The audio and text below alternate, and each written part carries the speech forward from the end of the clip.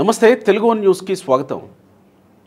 ఈరోజు ఉదయాన్నే ఆంధ్రప్రదేశ్లో అసెంబ్లీ సమావేశాలు స్టార్ట్ అవ్వగానే స్పీకర్ అయ్యన్న పాత్రుడు బాంబు పేల్చాడు. ఇప్పటి వరకు వైఎస్ఆర్సీపీ అధినేత జగన్మోహన్ రెడ్డి వారి సభ్యులు అసెంబ్లీ సమావేశాలకు రాకూడదని కదా నిర్ణయం తీసుకున్నారు. ప్రతిపక్ష హోదా ఇస్తేనే కదా వస్తామని నిర్ణయం తీసుకున్నారు. కానీ వైఎస్ఆర్సీపీ సభ్యులు వచ్చారు. కేవలం గవర్నర్ ప్రసంగం రోజు మాత్రమే కాదండి, గవర్నర్ ప్రసంగం అయిపోయిన తర్వాత కూడా వచ్చారు. ప్రశ్నలు అసెంబ్లీలోకి పంపించారు రాసి. వాళ్ళు రిజిస్ట్రీలో సంతకాలకు కూడా పెట్టారు రిజిస్టర్లో. కానీ వాళ్ళు మాత్రం సభలో కనపడలేదు. దొంగల్లా వచ్చిపోతున్నారేంటి అని అంటున్నారు స్పీకర్ అయ్యన్న పాత్రుడు గారు. వైఎస్ఆర్సీపీ ఎమ్మెల్యేలు రాకూడదని నిర్ణయం తీసుకున్న తర్వాత ఎందుకు వచ్చినట్టు? ఇక్కడ ఏదో మతలబు ఉండే ఉంటుంది కదా. ఒకటి, వాళ్ళ పదవులు పోతాయని కాపాడుకోవడానికి వచ్చారా? వాళ్ళ మీద డిస్క్వాలిఫికేషన్ పడుతుందేమోనని వచ్చారా? లేదు జగన్మోహన్ రెడ్డిని ధిక్కరించి వచ్చారా? ఈ రెండు ప్రశ్నలు ఇప్పుడు ఉత్పన్నం అవుతున్నాయి. వాళ్ళు వచ్చిన వాళ్ళు ఎవరెవరు అని అంటే 7 ఎమ్మెల్యేలు అసెంబ్లీకి వచ్చి సంతకాలు పెట్టారు. వాళ్ళ పేర్లు కూడా ప్రకటించారు speaker. Y Balanagireddy Mantralayam MLA, ఈయన 4సారి ఎమ్మెల్యే. తాటిపర్తి చంద్రశేఖర్ ఎర్రగొండపాలెం ఎమ్మెల్యే, ఈయన మొదటిసారి ఎమ్మెల్యే. మత్స్యలింగం అరకు ఎమ్మెల్యే, మొదటిసారి ఎమ్మెల్యే. విరూపాక్ష ఆలూరు ఎమ్మెల్యే, మొదటిసారి ఎమ్మెల్యే. ఆకెపాటి అమర్నాథ్ రెడ్డి రాజంపేట 3వ ఎమ్మెల్యే. దాసరి సుధా బద్వేలు మొదటిసారి ఎమ్మెల్యే. విశ్వేశ్వర రాజు పాడేరు ఎమ్మెల్యే, మొదటిసారి ఎమ్మెల్యే. ఈ వచ్చి సంతకం చేసిన 7గురిలో 5గురు కొత్త ఎమ్మెల్యేలు, 2 మాత్రమే పాతవారు. ఇక రాని వాళ్ళు ఎవరు అని అంటే జగన్మోహన్ రెడ్డి, పెద్దిరెడ్డి రామచంద్రారెడ్డి, వాళ్ళ తమ్ముడు తమలపల్లి ఎమ్మెల్యే పెద్దిరెడ్డి ద్వారకానాథ్ రెడ్డి, బూచేపల్లి శివప్రసాద్ రెడ్డి దర్శి ఎమ్మెల్యే. ఈ 4 మాత్రమే అటెండెన్స్ రిజిస్టర్లో సంతకాలు పెట్టలేదు, వాళ్ళు రాలేదు. మిగతా 7గురు వచ్చారు. 11 మందిలో సంతకాలు పెట్టారు, ప్రశ్నలు కూడా పంపించారు, కానీ అసెంబ్లీలో కనపడలేదు. వీళ్ళు ఎందుకు వచ్చారు? మొదటిసారి ఎన్నికైన ఈ 5గురు ఎమ్మెల్యేలు ఎందుకు వచ్చినట్టు, ఎందుకు సంతకాలు పెట్టారు? జగన్మోహన్ రెడ్డిని ధిక్కరించారా, లేదా డిస్క్వాలిఫై అవుతామేమోనని భయపడి వచ్చారా? అడ్స్మిల్లి శ్రీనివాస్ గారు మనతో ఉన్నారు, ప్రముఖ రాజకీయ సామాజిక విశ్లేషకులు. నమస్కారం అడ్స్మిల్లి గారు. నమస్కారం అండి. ఈ 2 ప్రశ్నలకి సమాధానం మనం వెతుక్కోవచ్చా? సమాధానం వెతుక్కోవడమే, సమాధానం వాళ్ళ వ్యవహారంలోనూ వాళ్ళ దొరికిపోతుంది, పనితీరులోనూ దొరికిపోతుంది. ఎందుకంటే ప్రాథమికంగా కొత్తగా ఎమ్మెల్యేగా ఎన్నికైన వాళ్ళకి సభకి వెళ్ళాలి, వాళ్ళ నియోజకవర్గం సమస్యలను చెప్పాలి, సభలో మాట్లాడాలి, అధ్యక్ష అనాలి. ఏదో సముద్రం సినిమాలోని తనికెళ్ళ భరణి గారు అంటాడు కదా, అధ్యక్ష అనాలని ఉంటుంది నాకంటాడు అంటాడు. అలాగే వాళ్ళకి కూడా ఉంటుంది ఒక చిరకాల డిజైర్. అది అంటే అందులో స్వార్థం ఉండొచ్చు, ప్రజాసేవయే పరమావధి కాకపోయి ఉండొచ్చు, వ్యక్తిగత స్వార్థం, వ్యక్తిగత ఇమేజ్ పెంచుకోవడం కోసమై ఉండదు, ఏదైనా కారణం చేత అయినా కానీ సభలో అడుగుపెట్టాలి, ఆ క్యాంటీన్లో టిఫిన్ చేయాలి, మంచి కాఫీ తాగాలి, ఆ మైక్లో ఇలా పట్టుకుని చూడాలి, ఇవన్నీ కోరికలు ఉంటాయి వాళ్ళకి. ఎందుకంటే అటు రకరకాల కథనాలు, ఈ సభ గురించి లైవ్ రావటం, ప్రజలందరూ చూడటం, ఆ లైవ్ వీళ్ళు మాట్లాడడం, ఇదంతా ఒక సాధారణంగా ఎవరికి అవకాశం రాదు కదా. ఎమ్మెల్యేగా ఎన్నికవడం అంటే మనం చాలా తేలిగ్గా చూస్తాం, కానీ చాలా కష్టం అండి. 5 కోట్ల మందిలో 175 మందికి వచ్చే అవకాశం కదా. ప్రజాక్షేత్రంలో గెలిచి రావటం అంటే అన్నిటికన్నా కష్టమైంది. ఎందుకంటే ప్రజల మూడ్ ఎలా ఉంటుందో ఏముంటుందో తెలియదు. ఒక్కోసారి గాలి ఓటం కింద కొంతమంది వచ్చేస్తారు, దాన్ని చూసి మనం తేలిగ్గా చూడకూడదు. కొంతమంది ఎప్పుడు ఎన్నిక జరిగినా పోటీ చేస్తారు, కానీ గెలలేకపోతూ ఉంటారు. గుర్తింపు పొందిన పార్టీలో కూడా ఉండి కూడా. ఇప్పుడు పులివెందులు ఉంది, తెలుగుదేశం పార్టీ చాలా పెద్ద పార్టీ, అనేక సార్లు అధికారంలో ఉన్న పార్టీ, అయినా సరే పులివెందుల నుంచి పోటీ చేసే వాళ్ళు ప్రాతినిధ్యం లభించాల. అలాగా జగన్మోహన్ రెడ్డి ప్రతిపక్ష నాయకుడిగా ప్రతిపక్ష హోదా కావాలని కోరుకోవటం అసమంజసం, అసంబద్ధం. ఎందుకంటే తనకు రానిది, తనకు అర్హత లేని దాన్ని కోరుకోవటం అనేటువంటిది పగటి కళలో మాత్రమే సాధ్యమవుద్ది, వాస్తవంలో కష్టం. అది తెలిసి కూడా అతను వితండవాదం చేయటం, దాన్ని కొంతమంది సమర్థించడం, అదిగో అప్పుడు ఇవ్వలేదా, ఇక్కడ ఇవ్వలేదా, వాళ్ళకి బుద్ధి లేదు కాబట్టి ఇచ్చారు. బుద్ధి ఉన్న వాళ్ళు, బుద్ధి ఉన్న కన్నికలు ఎప్పుడు కూడా చమురు దీపాలు పట్టుకెళ్తారు యేసుప్రభు దగ్గరికి. బుద్ధి లేని కన్నికలు చమురు లేని దీపాలు పట్టుకెళ్తారు. మీకు బైబిల్ అప్పుడు కూడా తెలుసండి. బుద్ధి ఉన్న కన్నికల్ని సూర్యబు ఏం చేస్తాడంటే వాళ్ళని దీవిస్తాడు. ఈ మాత్రం తెలియదా? వాళ్ళందరూ మన జగన్మోహన్ రెడ్డి బ్యాచ్ అంటే అందరికీ బైబిల్ బాగా తెలిసి ఉండాలి కదా, ఆయన కోసమన్నా చదవాలి కదా, 4 గోడల ఆయన మెప్పించడం కోసమన్నా ఈ 4 వాక్యాలు చెప్పాలి కదా. 4 గోడల మధ్య అయినా ఏంటండి, ఇప్పుడు ఏ మత గ్రంథంలో అయినా ఒక మార్గదర్శనం ఉంటుంది. ఇప్పుడు క్రైస్తవంలో చాలామంది ఓవర్ యాక్షన్ వల్ల అందరికీ ఇబ్బంది వస్తుందేమో తప్ప ఆ మతాచారం హిందూ ధర్మం అనేటువంటిది జీవన విధానం. అలాగే క్రైస్తవం కూడా జాలి, కరుణ, దయ అనేటువంటి బేసిక్ పాయింట్లే. ఈ గమనించుకోకుండా మనం ఒకరి మీద ఒకరు ఏడవడం, జగన్మోహన్ రెడ్డి లాంటి వాడు ఆ ప్రార్థన చేయటం చూస్తుంటే మనకు ఆ మతం మీద వెగటొచ్చేస్తుంది. రైట్ మనం ఇటు వచ్చేద్దాం. అదే అంటే చెప్తున్నాను వాళ్ళందరికీ. అదేలేండి. ఇప్పుడు ఆ శాసనసభ్యులు కూడా ధిక్కరించారా అంటే అప్పుడే ధిక్కరించరు. ధిక్కరించడంలో మొదటి అడుగు ఆయన ఏమీ అనలేని విధంగా చేశారు. ఇప్పుడు అంటే శాసనసభ్యత్వం రద్దు కాకుండా ఉండడం కోసం సంతకాలు ఏదో పెట్టి ప్రశ్నలు పంపించిపోతున్నారు. నెక్స్ట్ టైం ఏం చేస్తారంటే మంచిగా తెల్లటి చొక్కా, తెల్లటి పంచి, ప్యాంట్ కానీ ఇస్త్రీ చేయించుకుని అందరికి చలువు చేయించుకుని మెడలో వైఎస్ఆర్సీపీ కండువా లేకుండా వచ్చేస్తారు. నమస్కారం అండి, నమస్కారం అండి, నమస్కారం అండి అని అందరూ నమస్కారం పెట్టేసుకుంటే వచ్చి కూర్చుంటారు. ఆల్రెడీ ఒక ఎమ్మెల్యే మొన్నటి గవర్నర్ ప్రసంగం రోజే కండువా లేకుండా వచ్చాడు. ఆయన ఇష్టం మాట్లాడాడు. ఆయన మాట్లాడితే ఆయన కొంచెం హర్ట్ అయ్యాడు. అలాంటి వాళ్ళందరూ ఫస్ట్ లైన్లో ఉంటారు. అది జరుగుతుంది. ఈసారి సభలకి కండువాలు ఉండవు. అయితే నెక్స్ట్ సెషన్స్కి వచ్చేస్తారు వాళ్ళు. ఈ సెషన్స్లో సంతకాలు పెట్టి వెళ్ళిపోయారు కదా, ప్రశ్నలు పంపించారు. అది కూడా గౌరవ స్పీకర్ అయ్యన్ పాత్రుడు గారు ఒకంత కటువుగానే చెప్పాడు. దొంగల్లో వచ్చి వెళ్ళిపోవడం ఏంటండి అని. అది నిజంగా చాలా పెద్ద మాట, చాలా పెద్ద మాట కదా. అంటే స్పీకర్ మాట్లాడడం, స్పీకర్ గారు ఆయన కాబట్టి వీళ్ళు ఏం పీకలేరు అనుకోండి. ఎవరన్నా మాట్లాడితే సభా హక్కుల తీర్మానాలు రకరకాల యాక్షన్, ఓవర్ యాక్షన్ చేస్తారు. అలా అనకపోతే ఎలాగంటారు? మీకు హక్కు ఉందండి, ప్రాతినిధ్యం వహిస్తున్నారు. మీ నియోజకవర్గం 5-6 లక్షల మందికి మీరు ప్రాతినిధ్యం వహిస్తున్నప్పుడు ఒక ఎమ్మెల్యేగా శాసనసభలో ప్రతిపక్షానికి సంబంధించి మీకు ప్రతిపక్ష హోదా లేకపోయినా రాష్ట్రంలోని అన్ని సమస్యల గురించి మీరు ప్రశ్నించి సమాధానం రాబట్టాల్సిన అవసరం బాధ్యత ఉంది మీ మీద. జగన్మోహన్ రెడ్డి అంటే తెగబలిసినోడు. ఈ రాజకీయం ఉన్నా లేకపోయినా అతనికి ఏం నొప్పి లేదు. ఎందుకంటే అతనికి 10 తరాలు సరిపడగా లాగేసుకుని ఉన్నాడు. 3 జన్మలు సరిపడగా తప్పులు చేసాడు. 5-6 జన్మలు సరిపడగా శిక్ష అనిపించడానికి సిద్ధంగా ఉన్నాడు. అతను ఏ రకమైన అతను జీవిత సాఫల్యం పొందాడు. అంటే అతను లాంటి వ్యక్తికి ఆ స్థాయి ముఖ్యమంత్రి అయిపోయాడు. ఇంకొకటి ఎవరన్నా అవమానాన్ని చూద్దారా? 16 నెలలు జైలు చేసి ఇన్ని లక్షల కోట్లు కొట్టేసి ముఖ్యమంత్రి అవమానాన్ని చూద్దారా? ఆ విషయంలో మనం మెచ్చుకోవాలి. అది ప్రజల తప్ప, గ్రహపాట, పొరపాట, దరిద్రం పట్టి ఏదైనా కరెక్టే. కానీ అతను సాధించాడు కదా. అతనికి ఇంకేమో లైఫ్ టైం అచీవ్మెంట్ అయిపోయింది అతనికి. వస్తే కొండ పోతే వెంటకి ఇంక అతనికి.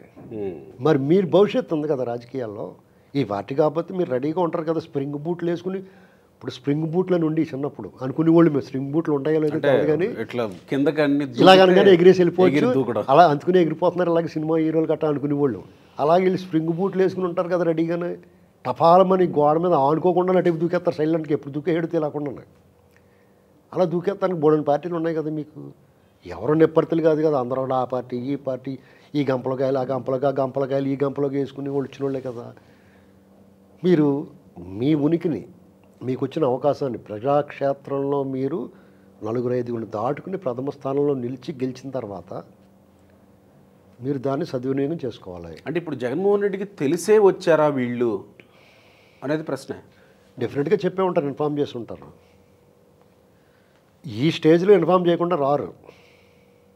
అంటే ఇన్ఫామ్ చేస్తే ఆయన వెళ్ళమని చెప్తే వచ్చారా, వెళ్ళమని చెప్పకపోయినా వచ్చారా? ఎందుకంటే ఇలాగా వీళ్ళు హాజరవ్వకపోతే గవర్నర్ ప్రసంగానికి వీళ్ళందరూ హాజరయ్యారు. అది పెద్ద లెక్కలో లేదని చెప్పారు తర్వాత మన్నాడు వాళ్ళు. అవును, అది అది హాజరు పట్టి నుంచి మినహాయింపు అని చెప్పారు. అప్పుడు గుండెలు జారి గల్లంత అయింది అంటారు కదా. అలాగా ఓరు బాబు ఇదేట్రా బాబు అనుకున్నప్పుడు సమీప భవిష్యత్తులో ఉప ఎన్నికను ఎదుర్కొనే దమ్ము ధైర్యం సత్తా వాళ్ళకి లేదు. మూలిగే నక్క మీద తాడిపండు పడినట్టు నాలాటోడు సింగిల్ డిజిట్ అని చెప్పిన మాట నిజం చేసేస్తారు. ఇప్పుడు ఉప ఎన్నికలు వచ్చేస్తే కనుక అది నిజమైపోద్ది. మళ్ళీ పఠాలమల్లి వేసిపోతారు వీళ్ళంతా. ఇలాంటి పరిస్థితుల్లో వాళ్ళు ఉప ఎన్నికను ఎదుర్కొనే ధైర్యం కానీ అది ఏమి ఉండదు. పైగా అంత రిస్కులు ఎందుకు పెడతారు? లాటరీ ఇప్పుడు 5 ఏళ్ళు సరిపడగలకి ఎమ్మెల్యేగా ఎన్నికైన తర్వాత మళ్ళీ లాటరీ లైఫ్ ఎందుకు అవుద్ది? మళ్ళీ మనం ఖర్చు పెట్టి ఎవడ పెడతాడు ఇవన్నీ?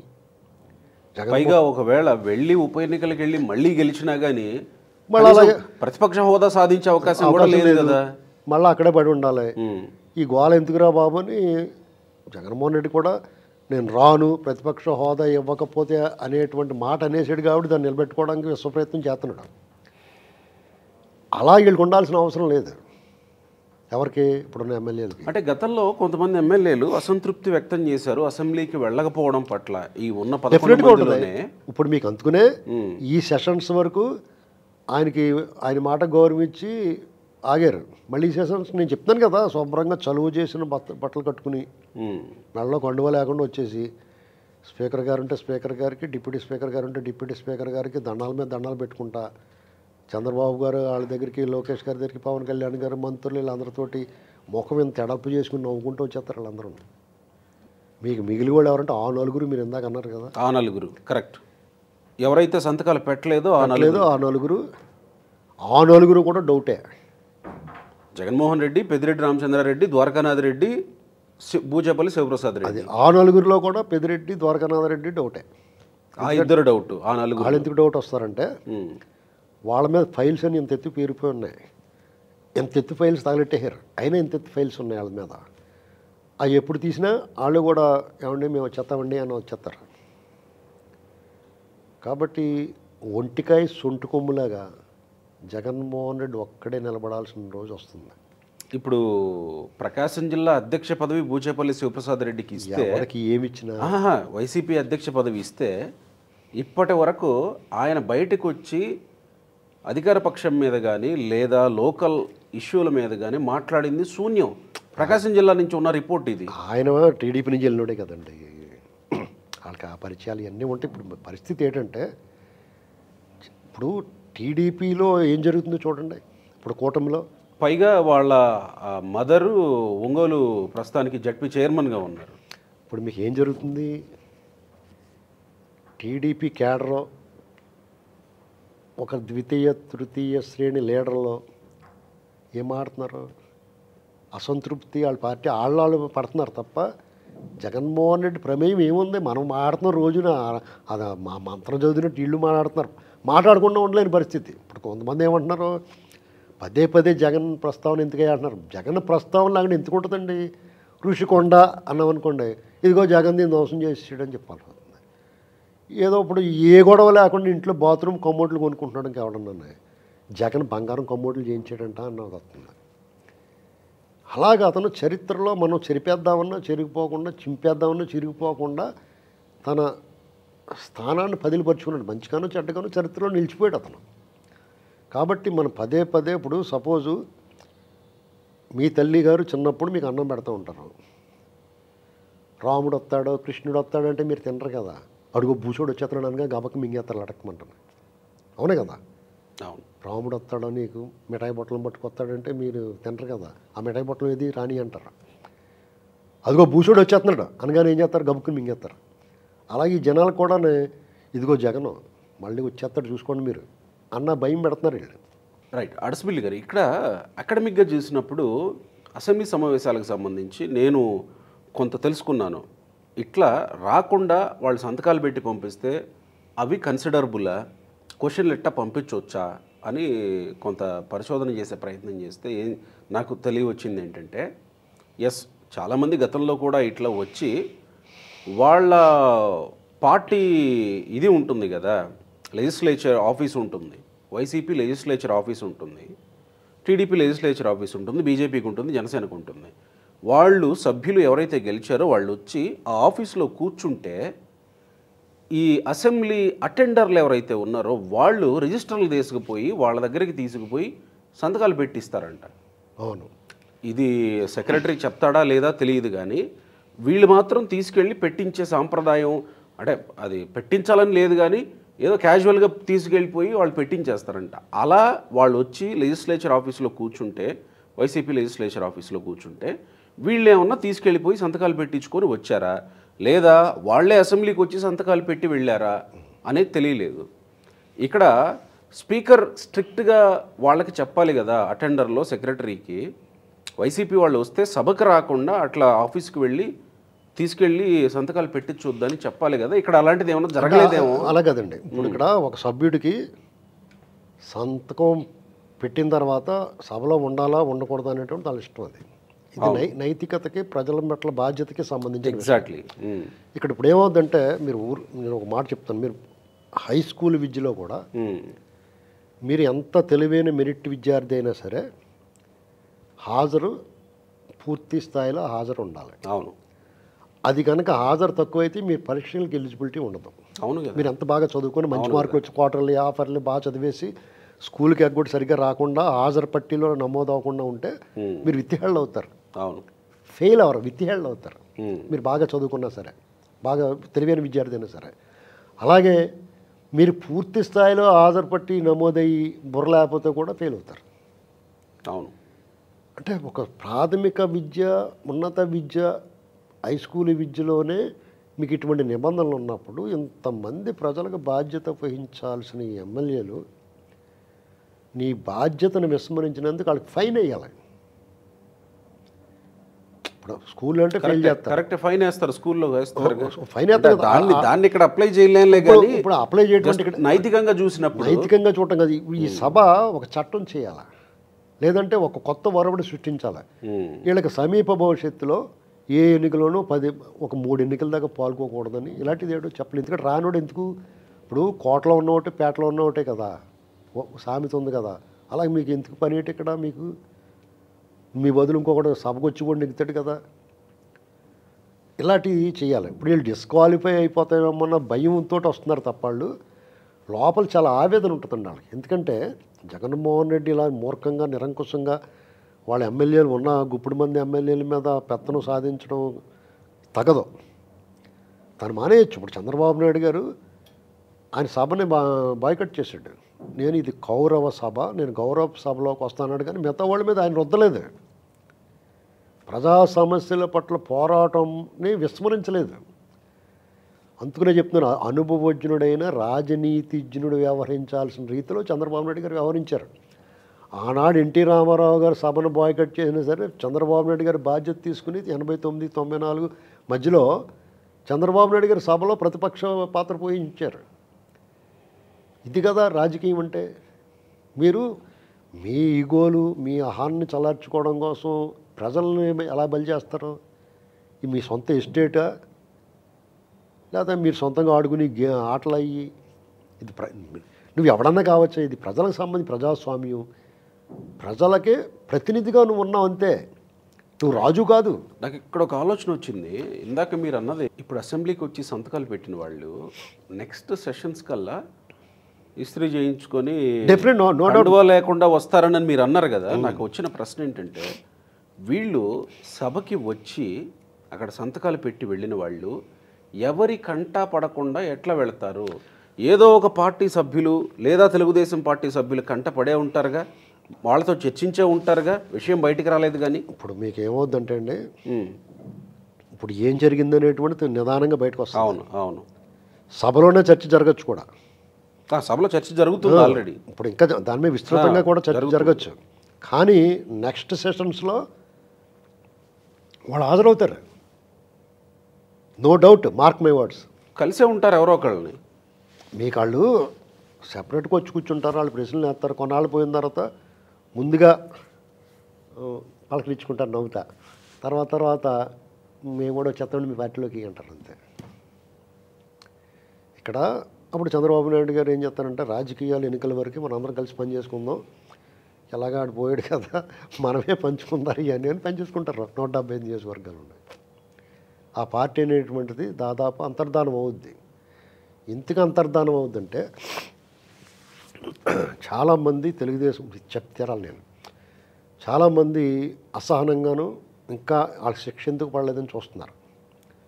రకరకాల కారణాలు, రకరకాల ఇబ్బందులు ఎదురవుతాయి. కార్యకర్తలు చనిపోవటం, లేకపోతే ఇబ్బందులు రావటం, ఈ అధికారులు సరిగ్గా పనిచేయకపోవటం, అధికారులు అటుపక్కే పనిచేస్తారు. ఇలాంటి వార్తలన్నీ కూడా జనాలకి ఆ కొత్త కొత్త ఉడికి దాని మీద ఇంకా ఆ అగ్గిలో ఆజ్ఞపోసినట్టు అవుతుంది.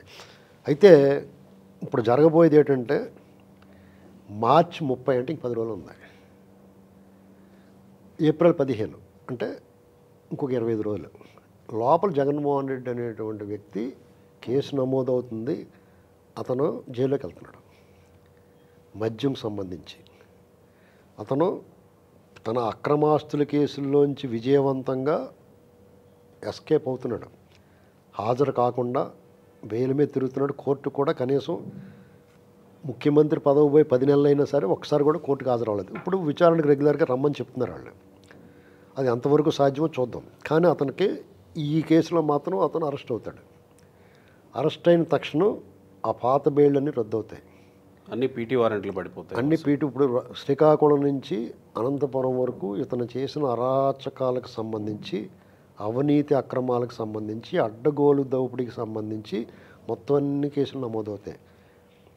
పీటీ వారెంట్లు, రాష్ట్ర పర్యటన ఈ రకంగా చేస్తాడు అతను. ప్రజల్లోకి వస్తానన్నాడు కదా, డెఫినెట్గా ప్రజల్లోకి వస్తాడు. ఇలాగ ఈ పీటీ వారెంట్ల మీద ఈ జైలు నుంచి ఆ జైలుకి, ఆ జైలు నుంచి ఆ జైలుకి, ఆ స్టేషన్ నుంచి ఈ స్టేషన్కి తిరుగుతున్నప్పుడు ఓయ్ ఓయ్ ఓయ్ అని వస్తారు వాళ్ళందరూ. అంతే, అదే పర్యటన. మరి ఇప్పుడు ఆయన బయటకు వస్తేనే చావుకి వెళ్ళినా పెళ్ళికి వెళ్ళినా ఈ స్థాయిలో చూపిస్తూ ఉన్నారు కదా, సీఎం సీఎం అని అరుస్తూ ఉన్నారు కదా. రేపు ఒకవేళ ఆయన అరెస్ట్ అయితే పరిస్థితి రాష్ట్రంలో ఏముండదండి. అతను ఈ దేశం స్వాతంత్రం కోసం పోరాడలేదు. అల్లు సీతారామరాజులాగా, గాంధీ గారిలాగా అహింసా సిద్ధాంతాన్ని ఉపయోగించలేదు. భగత్ సింగ్ లాగా చిన్న వయసులోనే ప్రాణాలు కోల్పోలేదు. ఆజాదీ హిందూ ఫౌజ్ నేతాజీ సుభాష్ చంద్రబోస్ లాగా ఒక ఆర్మీని నిర్మించి బ్రిటిష్ వాళ్ళకి వ్యతిరేకంగా పోరాడి ప్రాణాలు వదులుకోలేదు. లేదంటే సర్దార్ వల్లభాయ్ పటేల్ లాగా ఈ దేశం కోసం, లేకపోతే కొన్ని సంస్థానాల విముక్తి కోసం ఆయన యుద్ధాలు ఏమీ చేయలేదు. కనీసం రాష్ట్రంలో మల్లు స్వరాజ్యం లేకపోతే ఇలాంటి వాళ్ళు కొంతమంది ఉన్నారు ఉద్యమకారులు. వాళ్ళలాగా జయాంధ్ర, తెన్నేటి విశ్వనాథం గారు, కాకాని వెంకటరత్నం గారు, లేకపోతే సురవరం ప్రతాప్ రెడ్డి, అదే పుచ్చలపల్లి సుందరయ్య గారు, ఇలాంటి వాళ్ళలాగా ఏదైనా కొంచెం ప్రజల కోసం యుద్ధాలు గట్ట ఏమీ చేయలేదు అతను. ఆ వచ్చిన వాళ్ళందరికీ సిగ్గులేదు. ఈయన వాళ్ళందరినీ స్వీకరించడానికి ఈయన బుద్ధి లేదు. కొన్నాళ్ళు పోయిన తర్వాత అది అలవాటైపోయి బుద్ధి లేదట్రా మీకు, ఆత్మనుని పని లేదా అంటారు. ఎందుకంటే అలా అనిపించడంలో సిద్ధహస్తుడు చంద్రబాబు గారు. అరుచుకుని వాళ్ళే మానేస్తారు అనుకుంటాడే. అర్థమైందా మీకు? కాబట్టి వీళ్ళ ఆటలు ఎవరి దగ్గరైనా సాగుతాయి, బాబు గారి దగ్గర మాత్రం సాగవు. ఎందుకంటే ప్రతిస్పందన ఉంటేనే దానికి ఒక విలువ ఉంటుంది. నేను ఒక మాట అన్నాను అనుకోండి, మీరు ఇంకో మాట అన్నారనుకోండి, అప్పుడు నేను మళ్ళీ ఇంకో మాట అంటానికి ఛాన్స్ ఉంటుంది. గోడ చెప్పుకున్నాను అనుకో, నేను ఏదన్నా గోడ నుంచి ఏం సమాధానం, గోడలాంటి చంద్రబాబు గారు అలాగే అబ్జర్వ్ అయిపోద్ది అంత, అందులోకి మళ్ళీ వెనక్కి రాదు. వీళ్ళు ఏం చేస్తారు? ఏమీ చేయలేరు. అందులో భాగంగా మొదటి స్టెప్ పడింది అనుకోవాలి ఇప్పుడు అసెంబ్లీకి సంబంధించి. మీకు ఇప్పుడు ఒక కౌంటర్ ఇవ్వాలనుకుంటే మాలాంటి వాళ్ళు చెప్తాం. ఇప్పుడు వీళ్ళు ఎలాగొచ్చి సీఎం సీఎం అని అడుగుతున్నారనుకో, అప్పుడు డాక్టర్ సుధాకర్ గారు ఈ హోమ్ డెలివరీ ఇచ్చాడు కదా, ఒకవేళ చంపేసి జగన్ బాధితులందరూ కూడా హోయ్ హోయ్ అని వాళ్ళు వస్తారు రోడ్డు మీద. ఏం రాలేరా? రారు అనుకుంటున్నారా? రాలేరు అనుకుంటున్నారా? ఈయన ఎప్పుడైతే జైల్లోకి వెళ్ళాడో ఆ పార్టీ డిస్మాండిల్ అయిపోదా? ఆ ఉన్నవాళ్ళు కూడా వెనక్కి పారిపోరు వాళ్ళు. ఇది రాబోయే రోజుల్లో కేజీ ఖర్జూరం, కేజీ జీళ్ళు తిన్నంత ఆనందం కలుగుద్ది మీకు ప్రతి వాళ్ళకి. Right, thank you.